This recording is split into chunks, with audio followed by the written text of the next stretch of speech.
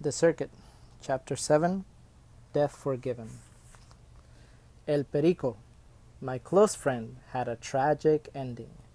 He was a red, green, and yellow parrot that had been smuggled from Mexico by Don Pancho, an undocumented farm worker who was my father's friend.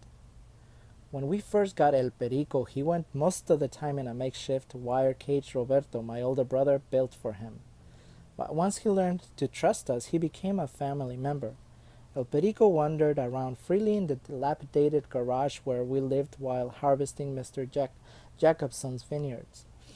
Whenever he was out of the cage, we closed the garage door, the only opening large enough for him to fly out. I and the rest of my family grew to love El Perico. I spent hours teaching him how to say Perico bonito.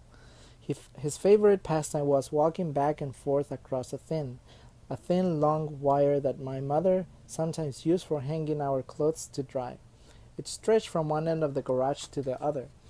I would place a grape box directly underneath El Perico, climbed on it, stretched out my arms, and hold my index finger close to his toes so that he could perch on it. He would slowly walk sideways, tilting his head from side to side, repeating Perico bonito, as he grabbed onto my finger. I would lift him and bring him close to my face, touching my nose to his beak. He would stare at me sideways and rub his beak against my nose until I would kiss his head. The affection El Perico and I had for each other was matched only by his attachment to Catarina, a spotted black cat that belonged to Chico and his wife, Pilar, a young Mexican couple who, like the parrot, were undocumented. They lived in one of the stables next to our garage. Chico, Pilar, and Catarina visited us often in the evenings after work. El Perico and Catarina grew on each other little by little. Eventually, they became such good friends that they even ate leftovers, beans, rice, and potatoes from the same plate. When Chico and Pilar visited without Catarina, El Perico would get very upset. He would flap his wings and make such a loud shrieking sound that it made the wire vibrate. This would irritate my father, who could not stand any noise, especially when he was tired from work, which was most of the time. One early evening, Chico and Pilar came by themselves, without Catarina. El Perico immediately threw a tantrum and began shrieking louder than ever. The noise struck my father like lightning. He had been in a terrible mood the last few days because he was not sure where we would work now that the grape season was almost over. Covering his ears with his hands, he bolted to the corner of his garage, grabbed the broom, and swung with all his might at the friend who was perched on the wire. Red, green, and yellow feathers scattered everywhere. El Perico hit the floor like a wet rag.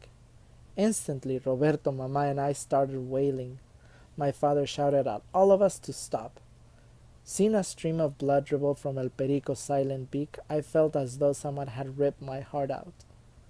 I threw the garage door open and darted out, running as fast as I could toward a storage shed that was about a half-mile away. The shouting, screaming, and crying from our home chased me. I wanted to escape, to die. I finally reached the shed, dragged myself in, and closed the door behind me. It was dark and quiet. I fell to my knees and prayed for El Perico. The repetition of Santa María, Madre de Dios, ruega Señora por nosotros los pecadores, ahora y en la hora de nuestra muerte. Amen, slowly comforted and soothed my soul. Then I prayed for my father.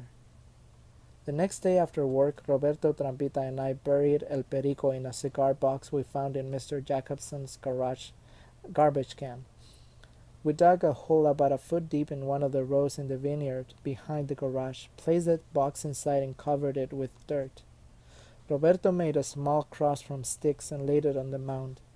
We stood there silently for several minutes and then went home. I visited his grave every day until we moved to Corcoran 2 weeks later to find work picking cotton.